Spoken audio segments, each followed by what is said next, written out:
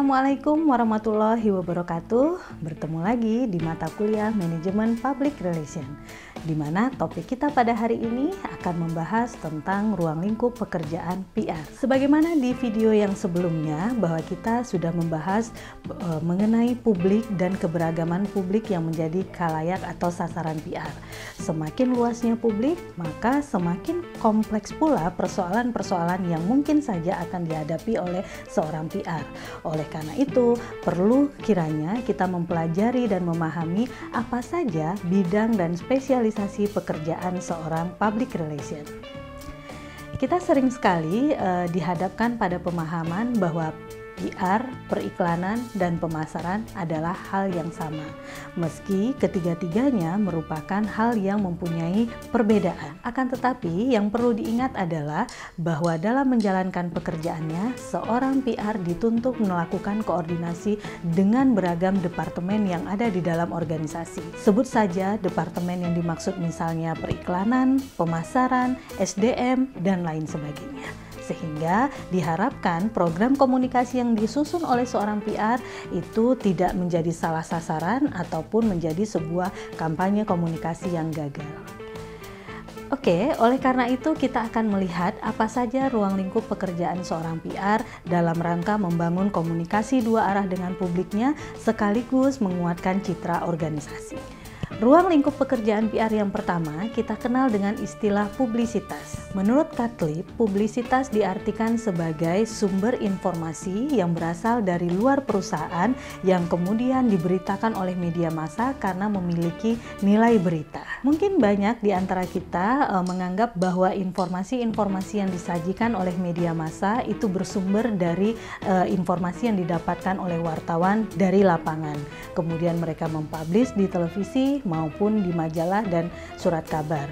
Nah, pandangan ini tidak semuanya benar, bahwasanya banyak informasi-informasi yang dibuat dan disiarkan melalui media massa tersebut merupakan informasi yang didapatkan dari PR sebuah organisasi.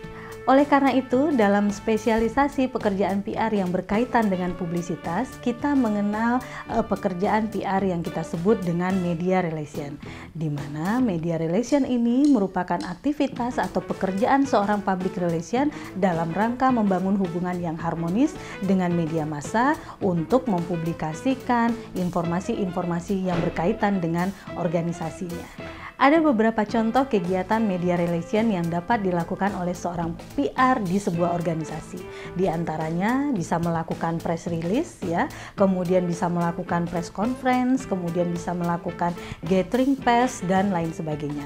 Akan tetapi yang perlu diingat adalah segala upaya yang dilakukan oleh seorang PR tentunya harus bernilai berita dan menarik bagi media massa untuk mempublikasikannya.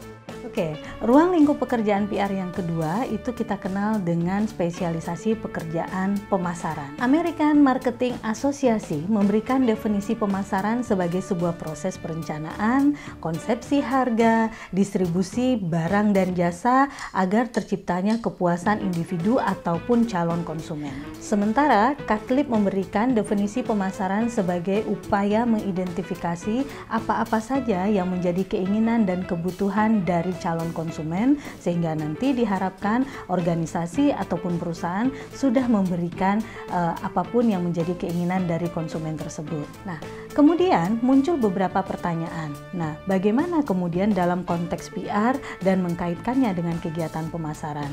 Justru disinilah peran penting dari seorang public relation adalah menjaga dan mempertahankan hubungan yang baik dengan konsumen sekaligus menarik minat konsumen tersebut untuk bergabung dan menjadi konsumen yang loyal pada sebuah organisasi ataupun lembaga. Sehingga dalam spesialisasi pekerjaan pemasaran ini kita mengenal beberapa pekerjaan PR diantaranya yaitu marketing relation dan customer relation. Nah, ruang lingkup pekerjaan PR yang ketiga adalah public affairs, di mana public affairs ini merupakan a specialist part of public relation that build and maintains governmental and local community relation in order to influence public policy.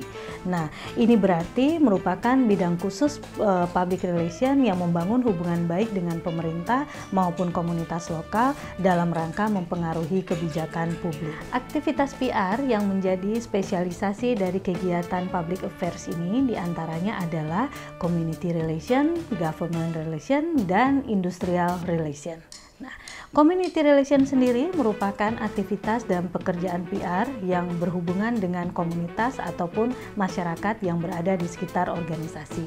Biasanya berupa kegiatan-kegiatan yang melibatkan masyarakat dalam rangka untuk meningkatkan ekonomi mereka maupun untuk meningkatkan aktivitas-aktivitas sosial dan keagamaan lainnya. Selanjutnya, aktivitas yang kedua kita mengenal dengan istilah government relation.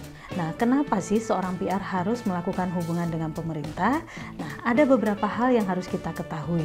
Di antaranya, banyak peraturan dan berbagai peraturan yang dibuat oleh pemerintah itu sangat mempengaruhi lembaga maupun organisasi. Oleh karena itu, sebelum peraturan itu disahkan ataupun sebelum peraturan itu menjadi kebijakan publik, maka seorang PR biasanya melakukan negosiasi-negosiasi kepada pemerintah agar supaya peraturan yang dibuat tersebut tidak mempengaruhi keberlangsungan dari organisasinya. Tentu saja negosiasi yang dimaksud adalah negosiasi dalam rangka membuatkan atau memberikan hal-hal yang positif kepada masyarakat maupun lembaga itu sendiri. Nah, yang terakhir dari kegiatan yang dilakukan dalam rangka spesialisasi pekerjaan yang berkaitan dengan public affairs adalah industrial relation, di mana kegiatan ini adalah pekerjaan PR yang membangun hubungan yang baik dengan para kelompok pekerja maupun buruh-buruh yang ada di dalam sebuah organisasi. Ruang lingkup pekerjaan PR yang keempat itu kita kenal dengan istilah manajemen isu. Nah, salah satu pekerjaan PR adalah erat kaitannya dengan membangun reputasi perusahaan, di mana reputasi ini akan menentukan citra dari masyarakat terhadap organisasinya. Nah, citra sendiri merupakan penilaian atau evaluasi yang diberikan kepada organisasi oleh masyarakat. Nah, biasanya di beberapa literatur menyebutkan bahwa PR ini memiliki peran yang sangat penting dalam rangka menguatkan reputasi maupun citra dari sebuah lembaga. Bagaimana seorang PR itu mengidentifikasi persoalan, isu yang berkembang di tengah masyarakat agar tidak menjadi krisis yang berkepanjangan yang kemudian bisa menerpa organisasi mereka. Pengelolaan dan upaya yang dilakukan oleh seorang PR dalam organisasi untuk memetakan isu dan mengidentifikasi isu agar tidak menjadi persoalan baru, inilah yang kita sebut sebagai manajemen isu, di mana salah satu pekerjaan yang terkait dalam manajemen isu ini kita kenal dengan riset kehumasan. Nah, jadi aktivitas PR tidak saja berkomunikasi dengan orang banyak, melainkan juga melakukan pemetaan-pemetaan sumber-sumber yang mungkin saja akan berpotensi menjadi masalah bagi organisasinya, kita kenal sebagai riset kehumasan. Nah, pekerjaan PR yang berikutnya adalah lobby. Nah, sebagaimana kita ketahui bahwa setiap organisasi yang berada di sebuah wilayah maupun di suatu negara tertentu, mereka tentu memiliki kepentingan dengan kelompok ataupun masyarakat yang ada di sekitarnya. Nah, agar kepentingan-kepentingan yang dilakukan oleh organisasi tidak berseberangan dengan kepentingan yang ada di dalam masyarakat, maka perlu dilakukan kegiatan-kegiatan negosiasi yang kita kenal dengan istilah lobby. Nah, biasanya kegiatan lobby ini sering dilakukan oleh PR agar mereka bisa menyeimbangkan antara kepentingan publik yang ada di internal maupun eksternal organisasi dengan kepentingan-kepentingan organisasi itu sendiri. Terakhir, ruang lingkup pekerjaannya PR yang terakhir adalah hubungan investor, di mana di dalam hubungan investor ini seringkali kita melihat bagaimana pekerjaan-pekerjaan PR yang membangun hubungan baik dengan para pemegang saham maupun orang-orang yang sangat berkepentingan dengan keberlangsungan organisasi ini. Sebut saja dia investor ataupun pemegang saham. Adapun tugas investor relation yang dilakukan oleh seorang PR adalah sebagai berikut. Yang pertama, mereka mengikuti perkembangan bursa saham. Yang kedua, menyediakan informasi mengenai kondisi perusahaan kepada masyarakat keuangan. Ketiga, memberikan saran kepada manajemen terkait dengan saham perusahaan. Dan yang terakhir, memberikan jawaban terhadap berbagai pertanyaan di bidang keuangan.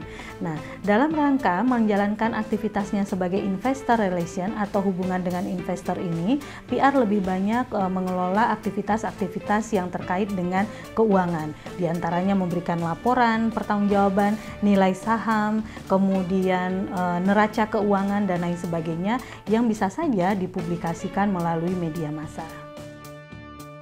Demikianlah beragam pekerjaan dari seorang public relation. Meski kalau teman-teman melihat hingga saat ini tentu saja pekerjaan-pekerjaan seorang PR itu semakin berkembang. Kenapa berkembang? Karena publik mereka pun juga semakin kompleks dan semakin luas jangkauannya. Sehingga kita mengenal beberapa pekerjaan PR yang baru, diantaranya adalah mengelola sosial media, kemudian ada lagi bagaimana mereka mengembangkan sosial media untuk organisasi mereka. Nah, sehingga dari beberapa perkembangan ruang lingkup pekerjaan PR tersebut, maka sering sekali kita mengenal istilah-istilah yang berbeda untuk PR ini sendiri. Di antara organisasi ada yang menggunakan istilah corporate communication, kemudian ada lagi yang menggunakan istilah public affairs dan lain sebagainya.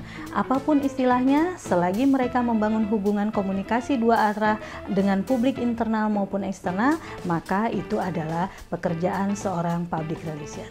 Nah, sampai di sini dulu. Nah, kita akan ketemu lagi di materi-materi ajar berikutnya yang berkaitan dengan public relation. Terima kasih atas perhatiannya. Sampai jumpa lagi pada video berikutnya dan tetap semangat belajar. Assalamualaikum warahmatullahi wabarakatuh.